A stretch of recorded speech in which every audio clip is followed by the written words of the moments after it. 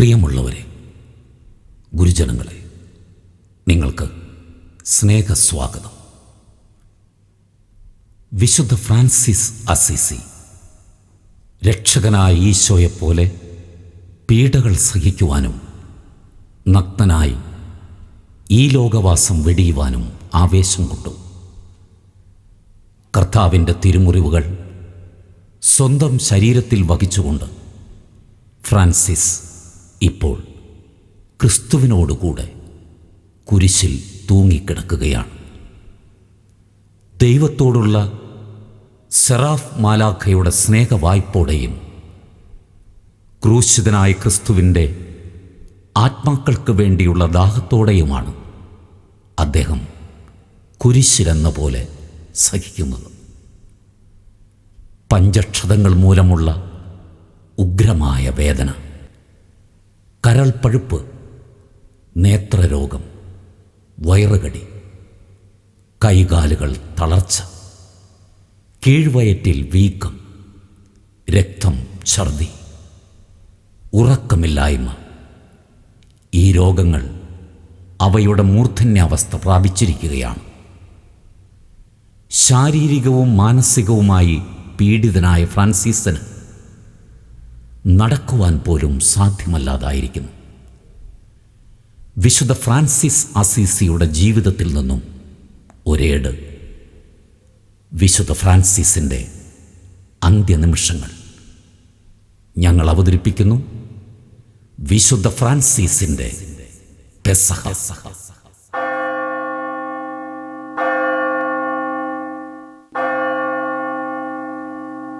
രംഗഭാഷ father Jose പോനൂർ കപ്പച്ചിൻ.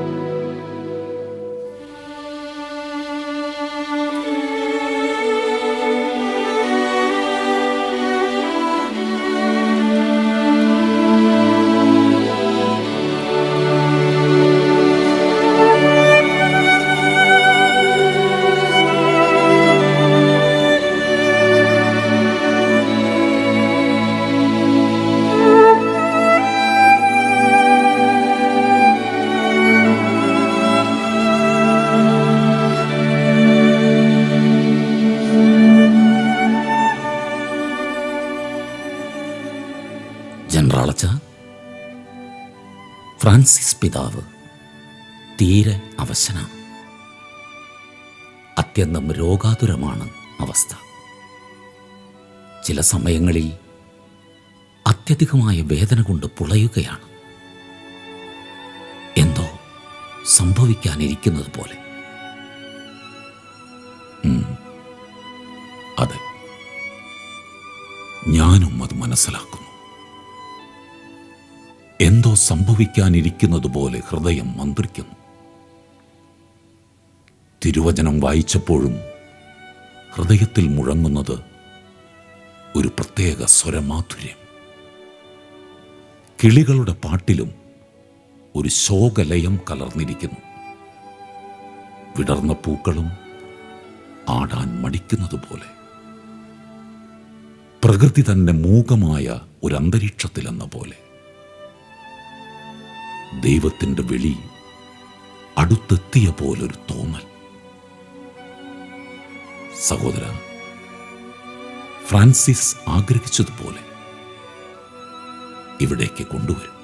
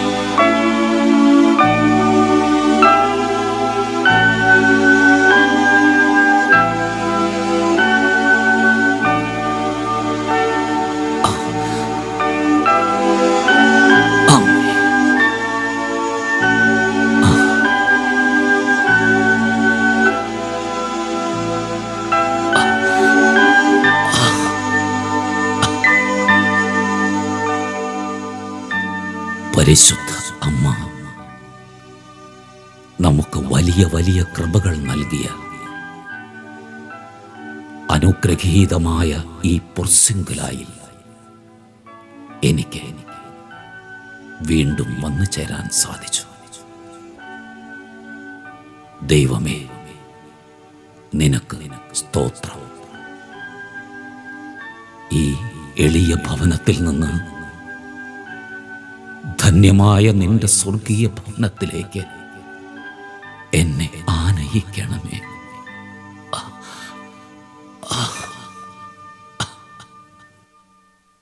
പിതാവേ, അങ്ങ് മാത്രമാണ് സഹിക്കുന്നത്. ദൈവം അങ്ങയോട് വളരെ നിഷ്കരുണമായാണ് പെരുമാറുന്നത്. അങ്ങ് എങ്ങനെയാണത് സഹിക്കുന്നത്?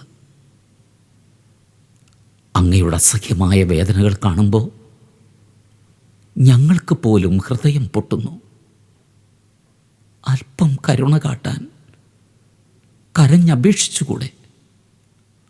ഞങ്ങളും പിതാവിന് വേണ്ടി പ്രാർത്ഥിക്കാം. ബർണാഡ് സഹോദര, നിന്റെ നിഷ്കപടമായ മനസ്സ് ഞാൻ അറിയുന്നു. അതുകൊണ്ട് ഇവിടെ നിന്ന് കടന്നു പോകാൻ ഞാൻ പറയുന്നില്ല. പക്ഷേ ദൈവം എനിക്ക് നൽകിയ ഈ പീഡകൾ കാരണം നീ ദൈവത്തെ കുറ്റപ്പെടുത്തുകയാണ്. വേണ്ട സഹോദര, പാടില്ല.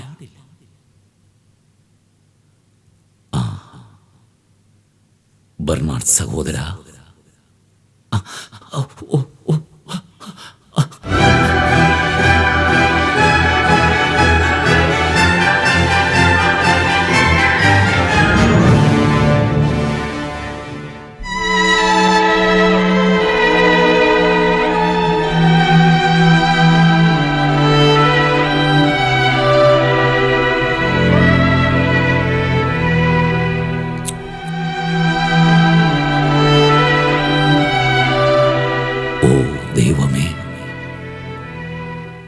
എനിക്ക് സഹിക്കുവാൻ അങ്ങ് ഇടയാക്കിയ എല്ലാ വേദനകൾക്കും ഞാൻ അങ്ങയോട് നന്ദി പറയുന്നു. അങ്ങ് തിരുമനസ്സാകുന്നുവെങ്കിൽ ഈ വേദനകൾ 100 ഇരട്ടിയാക്കി തരണമേ. അങ്ങെനിക്ക് കൂടുതൽ കൂടുതൽ വേദനകൾ നൽകുന്നെങ്കിൽ എനിക്കെന്തൊരു സന്തോഷമാണ്. എന്തെന്നാൽ അങ്ങയുടെ ഹിതം നിറവേറ്റുന്നതിലാണ് എൻ്റെ ആശ്വാസം. അതാണെൻ്റെ ആനന്ദം.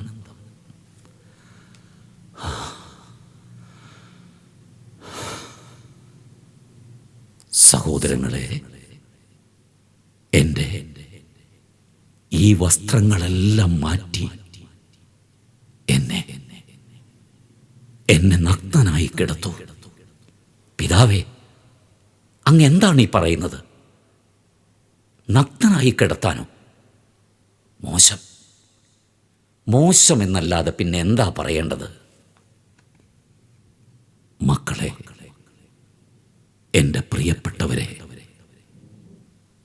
ഈ കൂടാരത്തിൽ നിന്നുള്ള എൻ്റെ വേർപാടിൻ്റെ സമയം അടുത്തെത്തിക്കഴിഞ്ഞു. ഞാൻ എൻ്റെ അവസാന പോരാട്ടത്തിന് ഒരുങ്ങുകയാണ്. കർത്താവിൻ്റെ കൃപയിൽ മാത്രം ആശ്രയിച്ചുള്ള ദ്വന്ദ്വയുദ്ധമാണത്. സഹോദരങ്ങളെ, ചുറ്റിലും നിങ്ങൾ ശ്രദ്ധിച്ചില്ലേ? എനിക്ക് വേണ്ടി പാടിയ കിളികളും എന്നെ ആനന്ദിപ്പിച്ച പുഷ്പങ്ങളും എന്നോട് പറയുന്നു, ഫ്രാൻസിസ്, നിനക്ക് വേണ്ടി ഒരുക്കിയ മഞ്ചൽ വരുന്നുണ്ട്. അതെ താറായി. സഹോദരങ്ങളെ, ദൈവസ്നേഹത്തെ പ്രതി എന്നോട് നിങ്ങൾക്ക് സ്നേഹമുണ്ടെങ്കിൽ എൻ്റെ ഈ വസ്ത്രങ്ങൾ മാറ്റിത്തരൂ.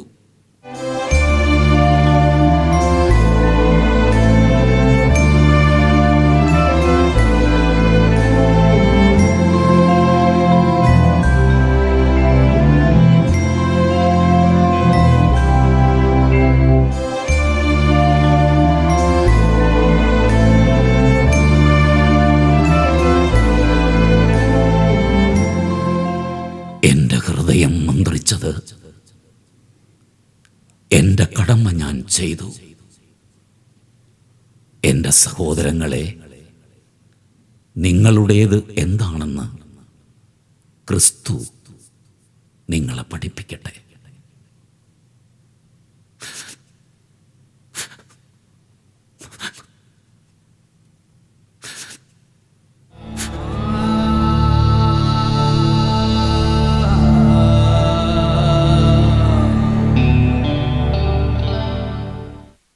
പിതാവേ, അങ്ങ്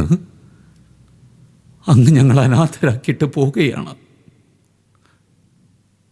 മക്കളെ, ഈ സഭ എൻ്റേതല്ല, കർത്താവിൻ്റേതാണ്. കർത്താവ് നിങ്ങളെ പരിപാലിക്കും, തീർച്ച.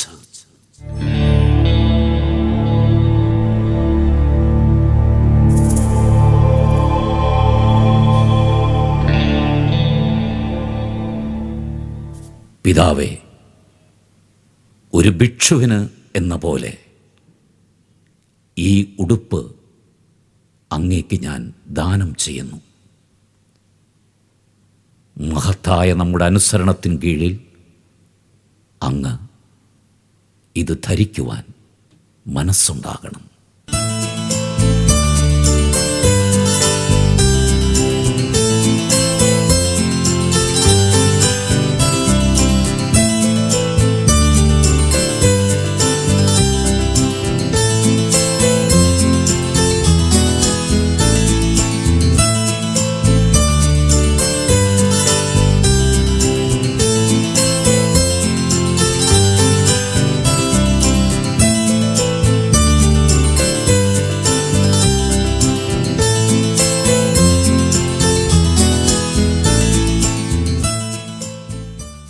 കർത്താവായ ദൈവമേ, യാതൊരു കെട്ടുപാടുകളുമില്ലാതെ സ്വതന്ത്രനായി അങ്ങേ സന്നിധിയിലേക്ക് വരാൻ ഞാനിതാ സന്നദ്ധനായിരിക്കുന്നു. എന്നെ പൂർണ്ണമായി സന്തോഷത്തോടെ സ്വീകരിക്കണമേ.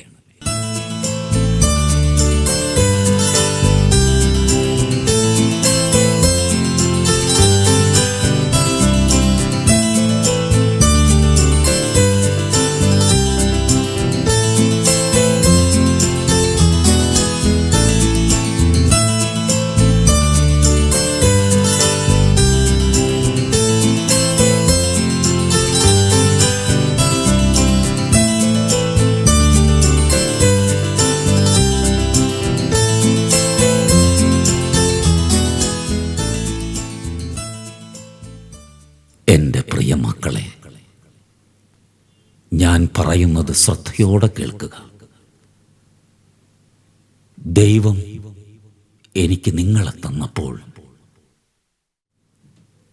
ഞാൻ എന്തു ചെയ്യണമെന്ന് ആരും എനിക്ക് കാണിച്ചു തന്നില്ല. ആരും ഒന്നും പറഞ്ഞുമില്ല. എന്നാൽ വിശുദ്ധ സുവിശേഷത്തിൻ്റെ ശൈലിയിൽ ഞാൻ ജീവിക്കണമെന്ന് അത്യുന്നതനായ ദൈവം തന്നെ എനിക്ക് വെളിപ്പെടുത്തി തന്നു. പരിപൂർണമായ ദാരിദ്ര്യത്തിൻ്റെ മാർഗമാണ് സുവിശേഷം എനിക്ക് കാട്ടിത്തന്നത്. ഞാനത് അവസാനം വരെ കാത്തു. നിങ്ങളും ജീവിതാവസാനം വരെ അത് കാത്തു പരിപാലിക്കണം. റോമൻ കത്തോലിക്ക സഭയോട് പരിപൂർണ വിധേയത്വം നിങ്ങൾ കാണിക്കുകയും വേണം. എൻ്റെ പ്രിയ മക്കളെ,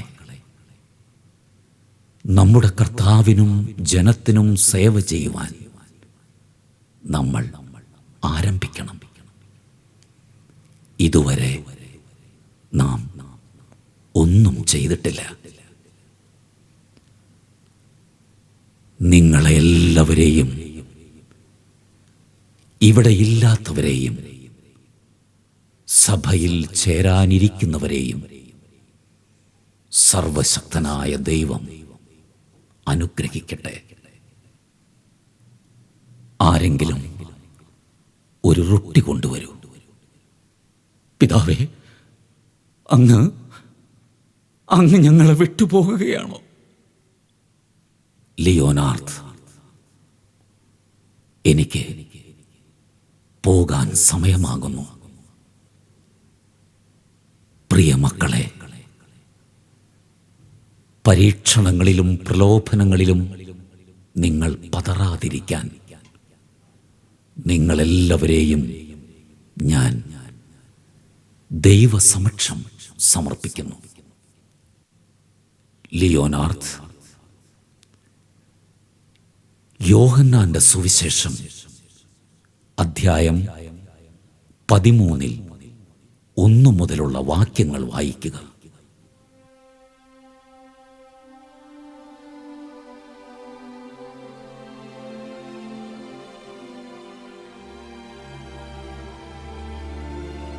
ഈ ലോകം വിട്ട് പിതാവിൻ്റെ സന്നിധിയിലേക്ക് പോകാനുള്ള സമയമായെന്ന് പെസഹ തിരുനാളിന് മുമ്പ് യേശു അറിഞ്ഞു.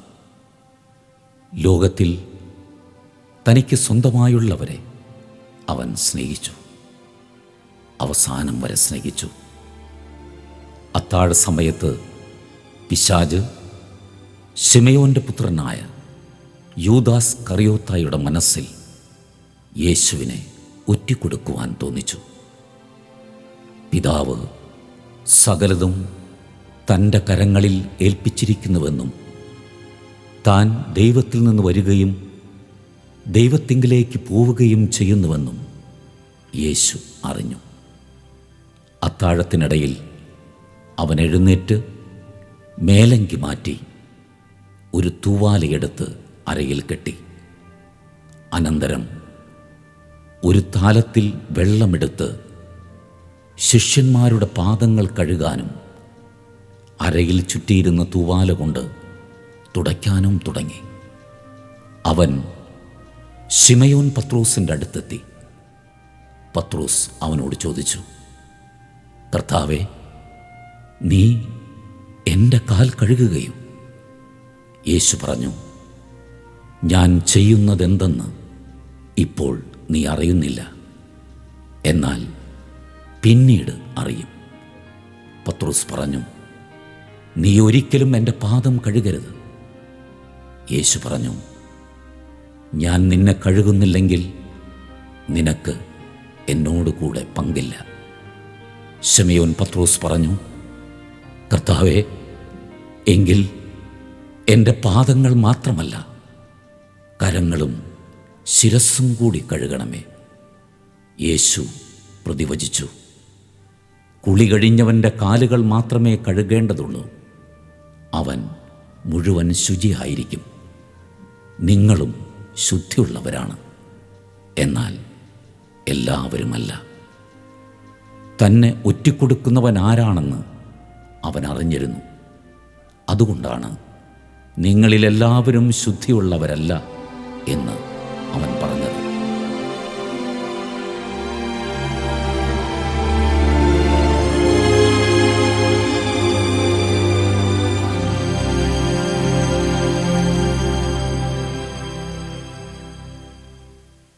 പിതാവേ, ഇതാ റൊട്ടി.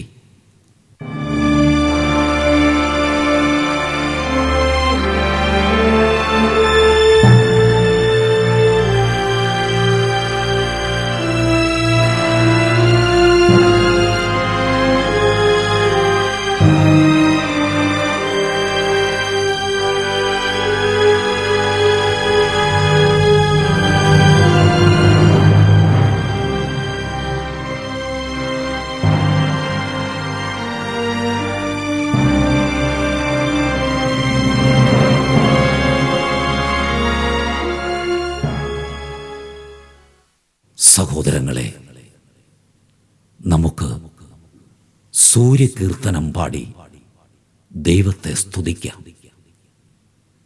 ദൈവസ്നേഹത്തെ പ്രതി കർത്താവിനെ പാടിപ്പുകഴ്ത്തുവിൻ.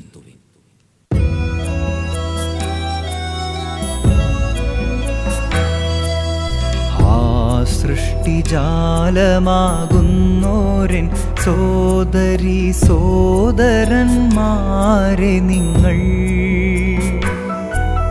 കർത്താവാം ദൈവത്തെ നിത്യം സ്തുതികളാൽ വാഴ്ത്തിപ്പുകഴ്ത്തിയിടുവിൻ.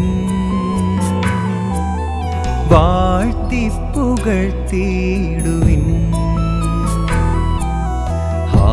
സൃഷ്ടിജാലമാകുന്നോരൻ സോദരീ സോദരന്മാരെ നിങ്ങൾ കർത്താവാം ദൈവത്തെ നിത്യം സ്തുതികളാൽ വാഴ്ത്തിപ്പുകഴ്ത്തിയിടുവിൻ. വാഴ്ത്തിപ്പുകഴ്ത്തിയിടുവിൻ.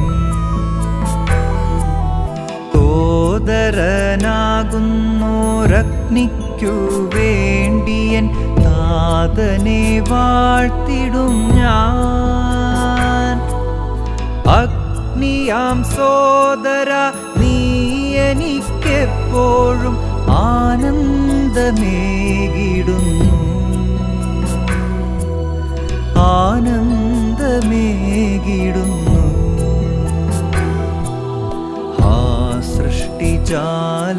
സൃഷ്ടിജാലമാകുന്നോരൻ സോദരീ സോദരന്മാരെ നിങ്ങൾ കർത്താവാം ദൈവത്തെ നിത്യം സ്തുതികളാൽ വാഴ്ത്തിപ്പുകഴ്ത്തിയിടുവിൻ. വാഴ്ത്തിപ്പുകഴ്ത്തിയിടുവിൻ. പൂക്കളെ പുഷ്പിച്ചു നൽമണം നൽകുന്നോരമ്മയാണല്ലോ ഭൂമി. പക്ഷി മൃഗാദിക്കും തഞ്ചം കൊടുക്കുന്നോരമ്മയാണല്ലോ ഭൂമി. അമ്മയാണല്ലോ ഭൂമി. ലോകം മുഴുവനടക്കി ഭരിക്കുമെൻ മൃത്യുവാ സോദരി നീ.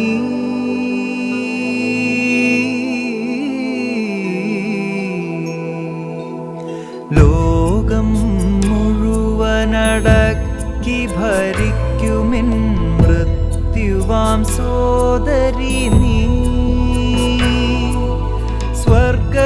സ്വർഗത്തിലേറ്റും കവാടമാം സോദരി സ്വാഗതം സ്വാഗതമേ. സ്വാഗതം സ്വാഗതമേ. സൃഷ്ടിജാലമാകുന്നോരൻ സോദരി സോദരന്മാരെ നിങ്ങൾ കർത്താവാം ദൈവത്തെ നിത്യം സ്തുതികളാൽ വാഴ്ത്തിപ്പുകഴ്ത്തിയിടുവിൻ. വാഴ്ത്തിപ്പുകഴ്ത്തിയിടുവിൻ.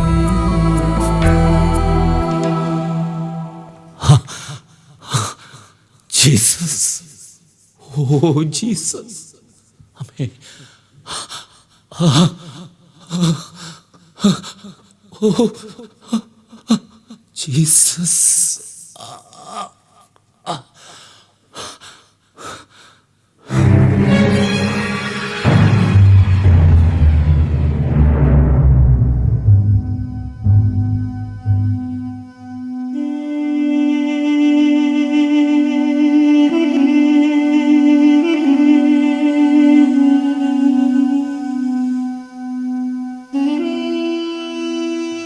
പിതാവേ, അങ്ങ് എത്രയേറെ വേദന സഹിക്കുമ്പോഴും നിശബ്ദമായി കിടന്ന് എൻ്റെ മരണത്തിനു വേണ്ടി ഒരുങ്ങുന്നില്ല. ഇത് എൻ്റെ മാത്രം അഭിപ്രായമല്ല, ഞങ്ങൾക്കെല്ലാവർക്കുമുണ്ട്. അതേ പിതാവേ, നിശബ്ദമായി പ്രാർത്ഥനാ ഹൃദയത്തോടെ അങ്ങേക്കായിക്കൂടെ? മക്കളെ, വേദനകളും സഹനങ്ങളും നമുക്ക് അന്യമല്ല. അവ നമ്മുടെ സഹോദരിമാരാണ്. വേദനകൾ മാത്രമല്ല, മരണവും നമുക്ക് അന്യമല്ല. അവളും നമ്മുടെ സഹോദരിയാണ്. സഹോദരി മരണമേ, സ്വാഗതം, നിനക്ക് സ്വാഗതം. ബർണാദ്, എന്നെ തറയിൽ ഇറക്കിക്കിടത്തുക. കുറച്ച് ചാരമെടുത്ത് എന്നെ തളിക്കുക.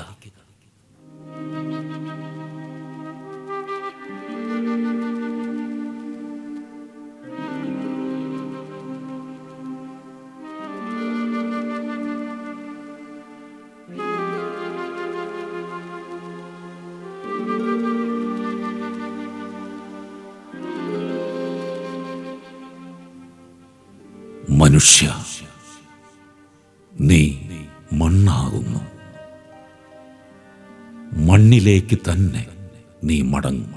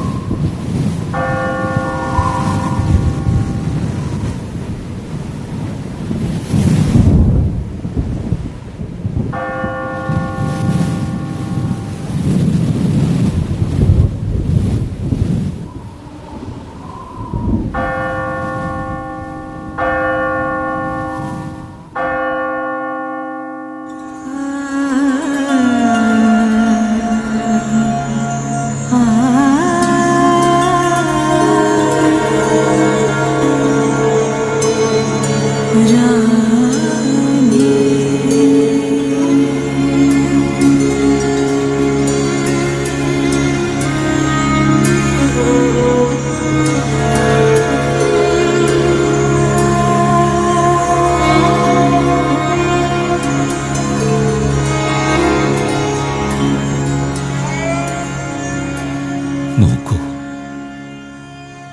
നമ്മുടെ പിതാവിന്റെ ശരീരത്തിലെ പഞ്ചക്ഷതങ്ങൾ. കർത്താവ് സഹിച്ച പീഡകൾ നമ്മുടെ പിതാവും ഏറ്റുവാങ്ങി സ്വയം സഹിച്ചു.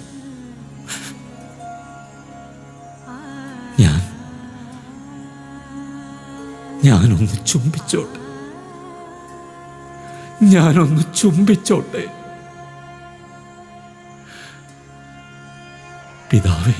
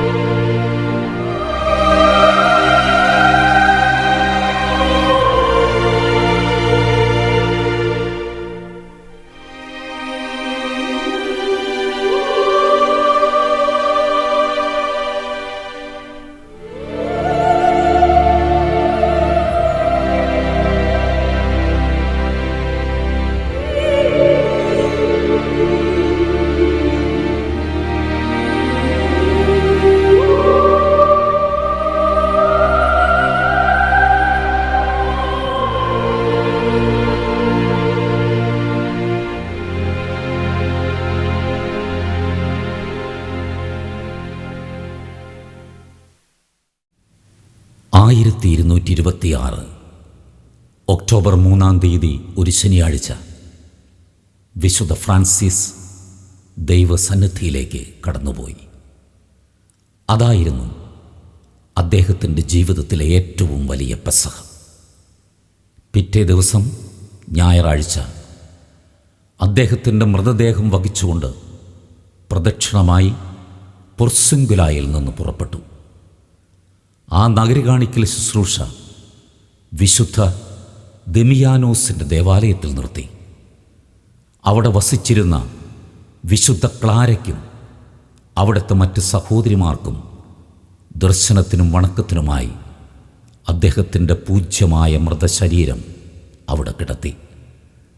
അന്തിമോപചാരങ്ങൾക്ക് ശേഷം പ്രദക്ഷിണം തുടർന്ന് അസീസിയിലെ വിശുദ്ധ ഗീർവർഗീസിൻ്റെ പള്ളിയിൽ പ്രവേശിച്ചു. അവിടെ താൽക്കാലികമായി ഒരുക്കിയിരുന്ന കല്ലറയിൽ അടക്കം ചെയ്യുകയും ചെയ്തു. 1228 ജൂലൈ മാസം 16-ാം തീയതി ഗ്രിഗറി 9-ാം മാർപ്പാപ്പ അസീസിയിൽ നേരിട്ട് വന്ന് വിശുദ്ധ ഫ്രാൻസിസിനെ ഔദ്യോഗികമായി പുണ്യവാന്മാരുടെ പട്ടികയിൽ ചേർത്തു. അസീസിയിൽ വെച്ച് നടത്തിയ ഫ്രാൻസിസ്കൻ പൊതുസമ്മേളനത്തോടനുബന്ധിച്ച് വിശുദ്ധ ഫ്രാൻസിസിൻ്റെ ഭൗതികാവശിഷ്ടം 1230 മെയ് മാസം 25-ാം തീയതി വിശുദ്ധ ഗീവർഗീസിൻ്റെ ദേവാലയത്തിൽ നിന്ന് പ്രത്യേകം പണിതീർത്ത വിശുദ്ധ ഫ്രാൻസിസിൻ്റെ ബസിലിക്കയിലേക്ക് മാറ്റി. വിശുദ്ധ ഫ്രാൻസിസിൻ്റെ അഭിഷേക തൈലത്തിൻ്റെ സൗരഭ്യത്താൽ അനേകം സഹോദരി സഹോദരന്മാർ ലോകമെമ്പാടും ഇന്നും യേശു ക്രിസ്തുവിലേക്ക് ആകൃഷ്ടരാവുന്നു. അതിൻ്റെ വ്യക്തമായ പ്രകടനമാണ് 1, 2, 3 സഭകളിലൂടെ അനേകർ ഫ്രാൻസിസ്കൻ കുടുംബത്തിൽ അംഗങ്ങളാവുന്നതും വിശുദ്ധരാവുന്നതും.